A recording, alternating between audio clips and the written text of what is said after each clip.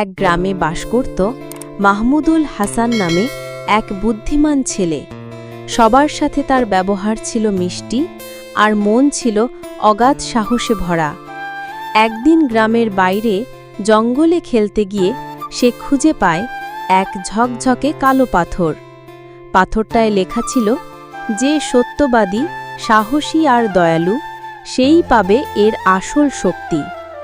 সেই রাতেই স্বপ্নে এক বৃদ্ধ সাধু এসে জানালো, এই পাথরে লুকিয়ে আছে জাদু, কিন্তু এটা কাজে লাগাতে হলে তোমাকে পরীক্ষায় উত্তীর্ণ হতে হবে।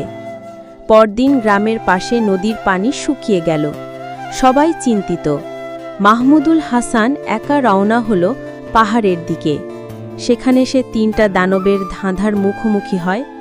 সব ধাঁধা সে বুদ্ধি আর সাহসে জিতে যায়। ফেরার পথে সে খুঁজে পায় এক ঝর্ণা, যেখান থেকে পানি এনে নদী আবার ভরে যায়। গ্রামবাসীরা খুশি হয়ে বলে, মাহমুদুল হাসান শুধু আমাদের ছেলে না, সে আমাদের গর্ব। আর সেই জাদুর পাথর, সেটা আজও মাহমুদুল হাসানের বুক পকেটে তার সাহসের প্রতীক হয়ে আছে। সাবস্ক্রাইব করতে ভুলো না। কমেন্টে জানাও তোমার অভিজ্ঞতা।